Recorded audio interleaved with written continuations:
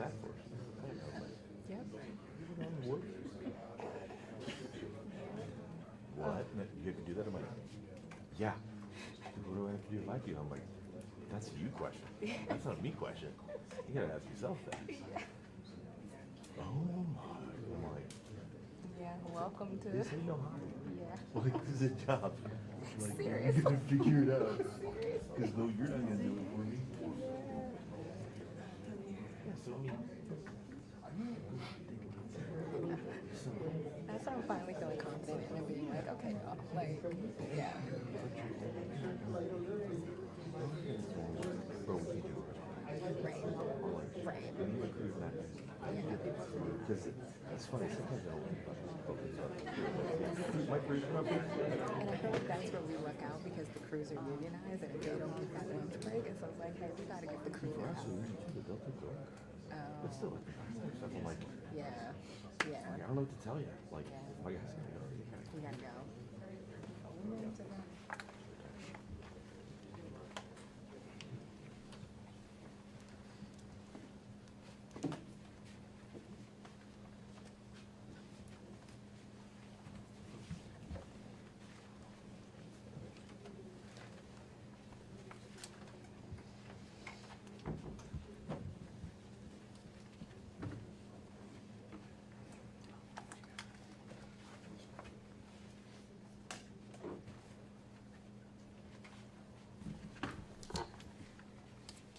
Good afternoon. I'm Catherine Miller. I'm the acting PAO for the U.S. Attorney's Office for the Northern District of Texas, and we welcome you here this afternoon. At the podium today is Nancy Larson, the acting U.S. Attorney for the Northern District of Texas, and she's joined by Joseph Rothrock, the Special Agent in charge of the FBI, Dallas. With him is Marcos Charles, the Acting Executive Associate Director of ISIS Enforcement and Removal Operations. We also have Josh Johnson, the Acting Field Office Director, ERO Operations, Dallas Field Office. Travis Pickard, Special Agent in charge of HSI, Dallas. And Benny Mims, Special Agent in charge of ATF, Dallas. At the back, I will be putting a sign-in sheet for all media, so please, before you leave, add your information so that we have that. And following the remarks, we will have a brief period for questions and answers. Please remember to identify yourself and your media affiliation when you ask a question. And with that, I'll turn it over to Acting U.S. Attorney Nancy Larson. Good afternoon, everyone. Thank you for being here today. This is the third time in my short 4-month tenure as the acting United States Attorney for this district where we have suffered violent attacks and threats at ICE facilities. First, you'll recall July 4th, 2024, the violent attack on the Prairieland facility in Alvarado, Texas. The second occurred on August 25th, 2024, when Bratton Dean Wilkinson, who stands charged by federal complaint, pretended to have a bomb. He showed up at the ICE facility with a backpack and something that looked like a detonator on his wrist and threatened the facility. Third, of course, is yesterday's attack, September 24th, 2025, when the Dallas ICE facility was riddled with gunfire, costing the life of one detainee and injuring 2 other detainees critically. Initially, I want to commend the cooperation of the Dallas Police Department, the Dallas County Sheriff's Office, the FBI, the ATF, ICE, and HSI for their swift and decisive response to this crime. Members of these agencies quickly secured the scene and the evidence and worked tirelessly to determine any continuing threat. Due to their efforts, it did not take long to ascertain the identity of the shooter, who was deceased by a self-inflicted gunshot wound, and that he very likely acted alone. His name is Joshua Jahn, 29, of Fairview, Texas. Let me just review a very brief summary of the timeline of yesterday's attack. We believe at some point around 3 o'clock in the morning that the suspect was seen driving on footage with a large ladder on his car. And we believe that that is what he used to position himself on top of the building. The shooting itself started at approximately 6:30 a.m. After the shooting started, Dallas Police Department arrived en masse, secured the scene. Law enforcement officers found the sniper dead. They found bullets on the rooftop, one of which was labeled with the words anti-ICE. That morning, gunshots sprayed the length of the building, the windows, and law enforcement vans that were in the Sallyport area. Detainees were struck by these bullets. One was killed, 2 were wounded, and both of them are undergoing treatment. Shortly thereafter, the FBI began its meticulous work at the crime scene. At the same time, we obtained and executed multiple search warrants yesterday for devices and locations associated with the sniper. FBI agents executed a search warrant at the sniper's residence yesterday, and there found a collection of notes. First, I want to point out that one of these notes or papers, the sniper explicitly states, "Yes, it was just me." That statement appears to be correct at this point in the investigation. Notably, these loose notes included a game plan of the attack and target areas at the facility. He called the ICE employees people showing up to collect a dirty paycheck. He wrote that he intended to maximize lethality against ICE personnel and to maximize property damage at the facility. He hoped to minimize any collateral damage or injury to the detainees and any other innocent people. It seems that he did not intend to kill the detainees or harm them. It's clear from these notes that he was targeting ICE agents and ICE personnel. The tragic irony for his evil plot here is that it was a detainee who was killed and 2 other detainees that were injured when he fired into the Sallyport. He also hoped his actions would give ICE agents real terror of being gunned down, and he did this to induce constant stress in their lives. He hoped his actions would terrorize ICE employees and interfere with their work, which he called human trafficking. And this, what he did, is the very definition of terrorism. Again, his notes reveal, yes, it was just me and my brain. And he said, good luck with the digital footprint. And of course, we take this to mean that he deleted evidence from his devices. His words were definitively anti-ICE. That said, we did not find evidence of membership in any specific group or entity, nor did he mention any specific government agency other than ICE. Among his papers, though, was a handwritten note in which, in crude words, he expressed his hatred for the federal government. Finally, I want to address the heroism of our federal agents yesterday. While under fire, ICE agents and ATF agents who were also present in the facility's Sallyport area worked together to remove detainees from the vans and get them to safety while the bullets were flying. These agents were heroic, clearly willing to lay down their lives to save the lives of the detainees in their custody. And that's an extremely important point to make at this point in time.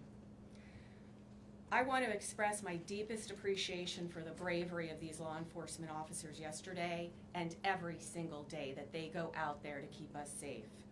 I'll now turn it over to FBI Special Agent in Charge of the Dallas Field Office, Joe Rothrock. Thank you.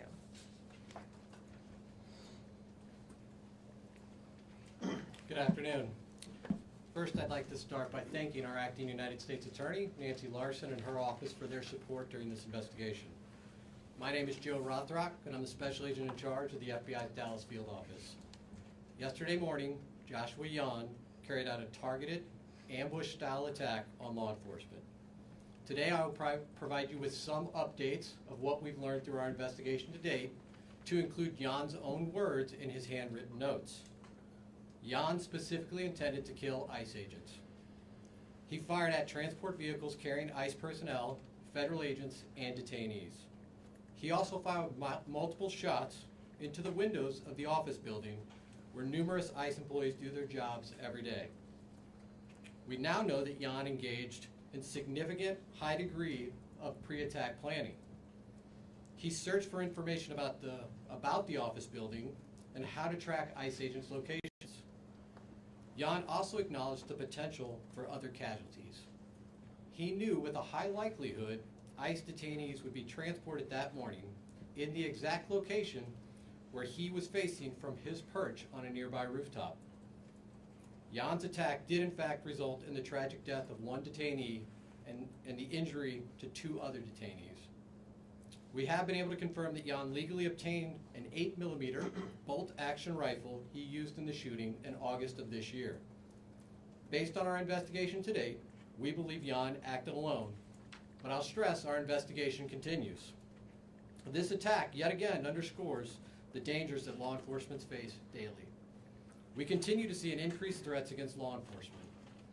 This is the second attack in recent months on ICE facilities here in North Texas.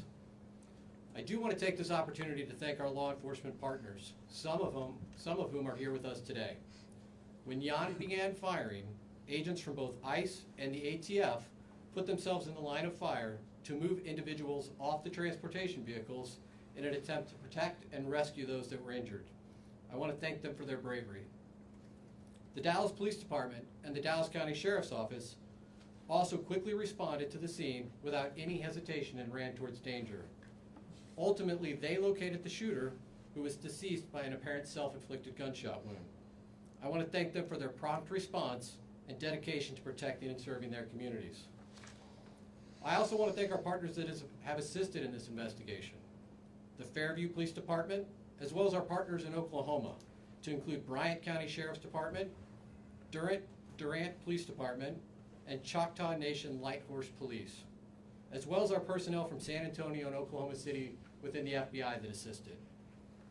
The FBI has dedicated its entire breadth of resources to ensure this investigation is completed thoroughly. The FBI stands with our law enforcement partners, and today we express that the attacks against law enforcement officers will not be tolerated. While we believe Jahn acted alone, we are still asking that anyone with information about Jahn or his activities report that to the FBI at 1-800-CALL-FBI or at www.fbi.gov/Dallas ERO shooting. And with that, I will turn it over to Director Charles.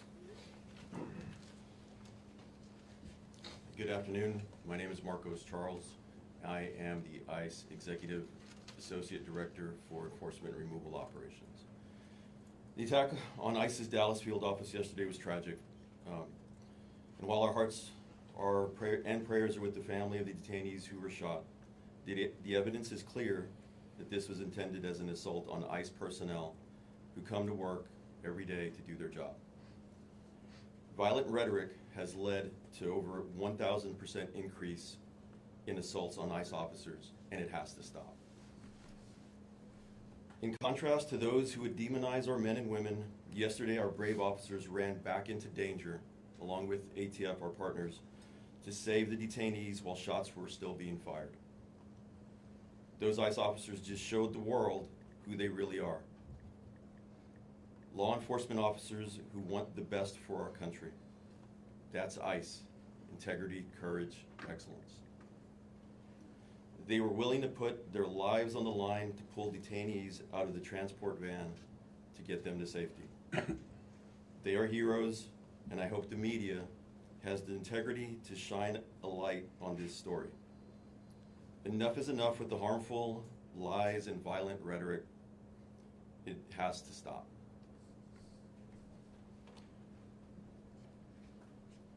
The shooter used the ICE tracking apps.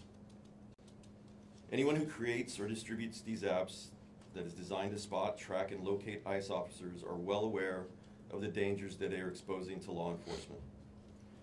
It's a casting call to invite bad actors to attack law enforcement officers. It's no different than giving a hitman the location of their intended target, and this is exactly what we saw happen in Dallas yesterday.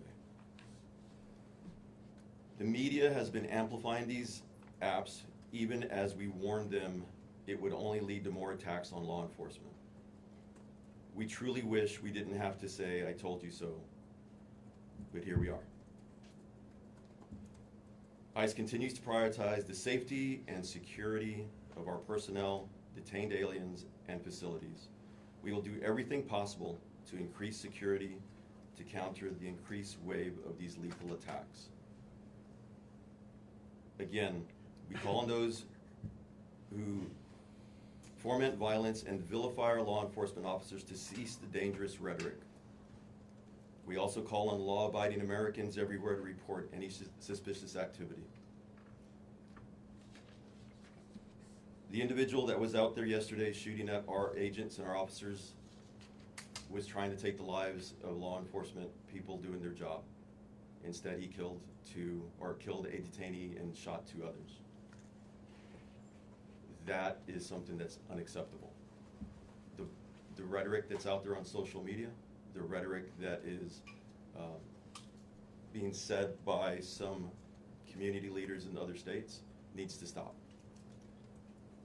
There's been an increase in violence against ICE agents, not only in Texas and Dallas, but across the country in violent protests. Again, I ask everybody to just stop. Thank you. So we're going to open it up to questions now. So if you have a question, we'll direct it to the appropriate person. You're first up. Sean Murphy with the Associated Press. Can you tell an estimate of how many shots were fired and how he was able to get those off so quickly with the bolt-action rifle? Yeah, so how I'll answer that at this point, again, I'll just remind you, this is an ongoing investigation. The ICE facility, the ICE office, really, it is a business office. This is where business is done on a daily basis by our partners at ICE. That is still an active crime scene. We still have personnel out there. As I mentioned earlier in my remarks, we brought in resources from San Antonio, Oklahoma City, obviously our own FBI resources here in Dallas, as well as folks from our lab, because we are going to do a thorough and exhaustive investigation and make sure that we have a full accounting of all the evidence that's at that scene. Again, those efforts are ongoing at this time. I'm going to go here real quick. Thank you. Can you talk to us more about the detainees in the van? Were they transported to Alvarado, Texas, or what happened to them? So you're referring to detainees that were not injured? Correct. And Yeah. if you could give us an update on the ones that are injured, identities, nationalities. So I won't be providing any updates at this time on the identities of the detainees that were injured. ICE has a process from notifications to consulate and to next of kin. That process is ongoing, and so we'll defer to our ICE counterparts at some point to determine when it's the right time to release that information. The other detainees remain safe. They are victims as well of this violent crime, and they are people that we are actively interviewing as part of our investigation. Right here in front. Hey, Matt Kyle, Dallas Morning News. Ms. Larson had referenced anti-government, anti-federal government statements that Mr. Jahn had made. Is there any more information y'all can release about what exactly was in those writings? The clearest motivation for this attack are his own words. In his handwritten notes, he says, "I want to cause terror." He doesn't want to just impact the ICE agents and the law enforcement agents that were carrying out that mission yesterday. He wants to impact ICE agents and law enforcement across the country. Again, his words, cause terror for those employees across the country. Over here. Shannon Miller with NBC DFW. Any indication how long the suspect had been planning this attack? Well, this is, again, as I referenced in my remarks, this is significant pre-planning months in advance. We know that he obtained the firearm in August. We also know that he was looking at a number of DHS facilities and he had downloaded that information. He was looking at the apps, as my counterpart mentioned, to see where ICE agents would be. So this was not something that just occurred yesterday. It came to a conclusion yesterday, but this is something months in the making. Priscilla Thompson with NBC Network News. From what we have heard, this person was not particularly political. Was there anything that you all have found in terms of an inciting incident that led him to commit this attack? Unfortunately, the challenge with these mass casualty incidents is people can be motivated to violence by any number of grievances. In this case, the clearest indication of motivation are his own words. He wanted to cause terror. He wanted to harm ICE personnel. Hilda Duarte, Echo Latino Radio. The deceased shooter, did he have a relation with somebody who had been detained by ICE or mistreated by ICE for him to act this way?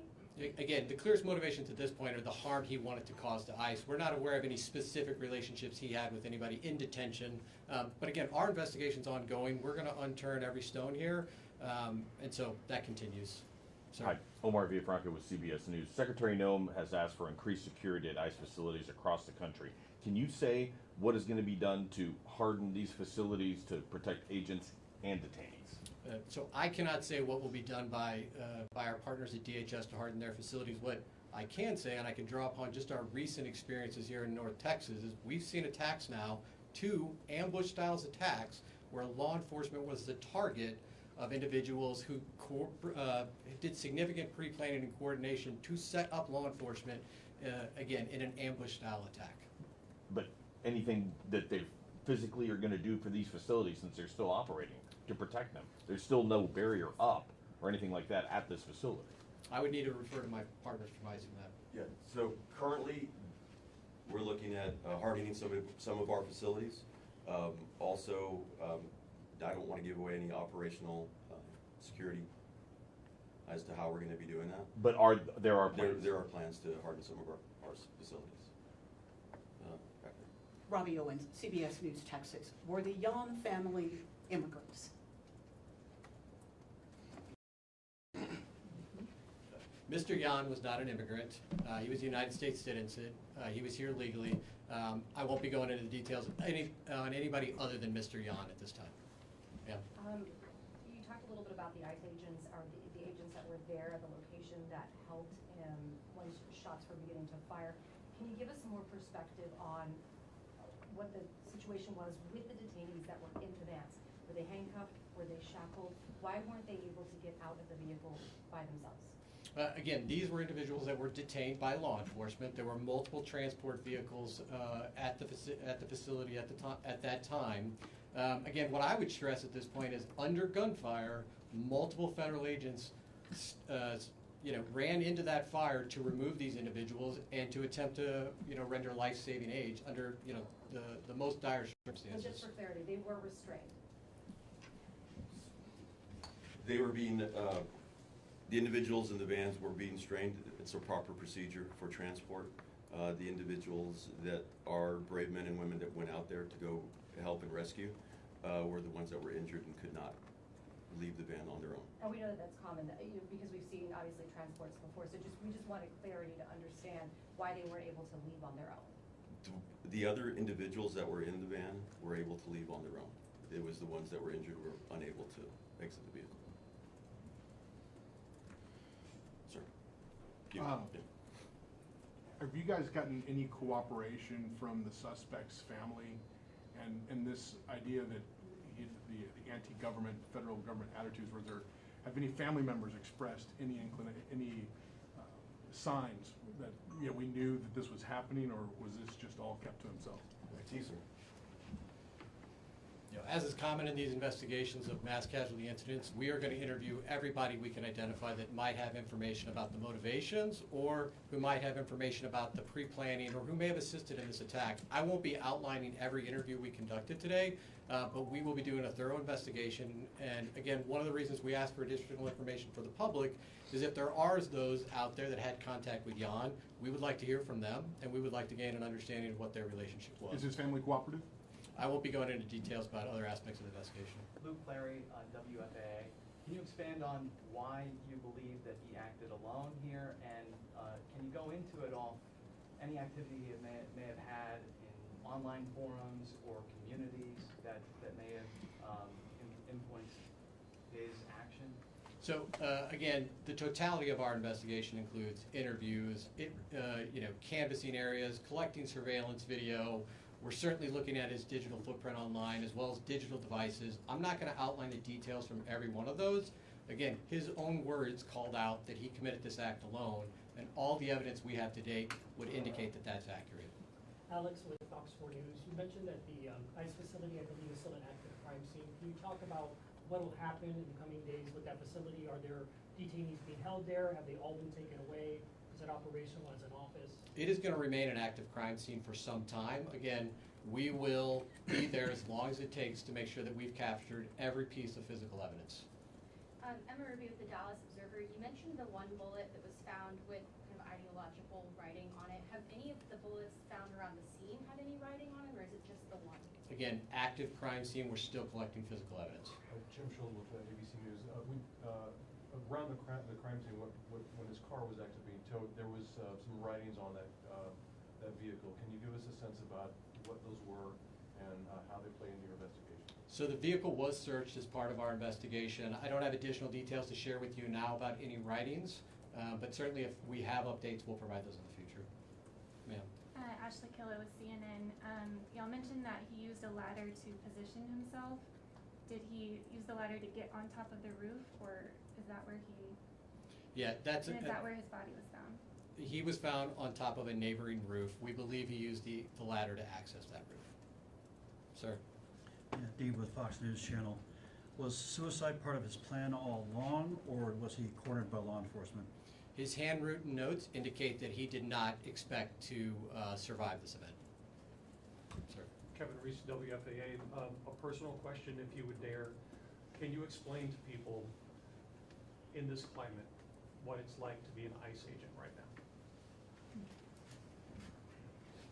As I had said, the ICE officers that are out there right now, if you've seen them in multiple times on the news.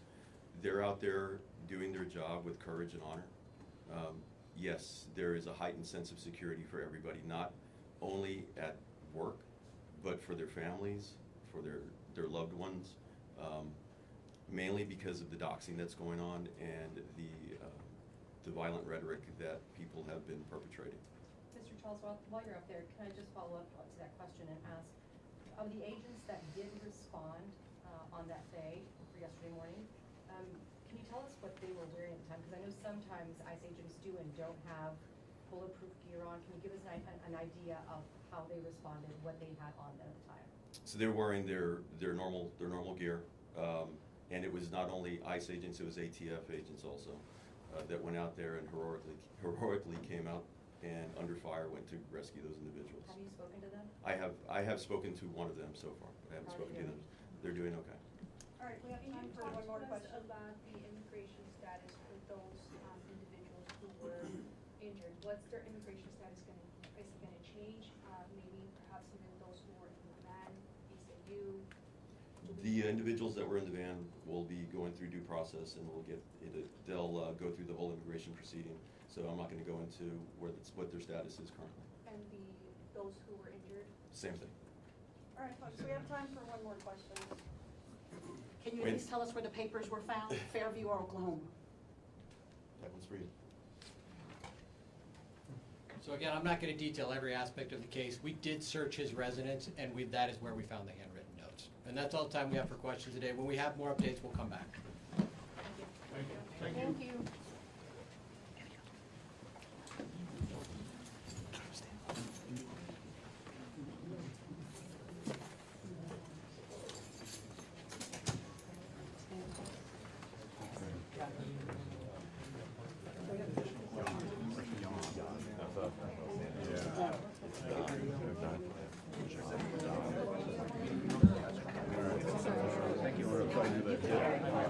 I'm just going to remind you, I should have put this up before we started, but please sign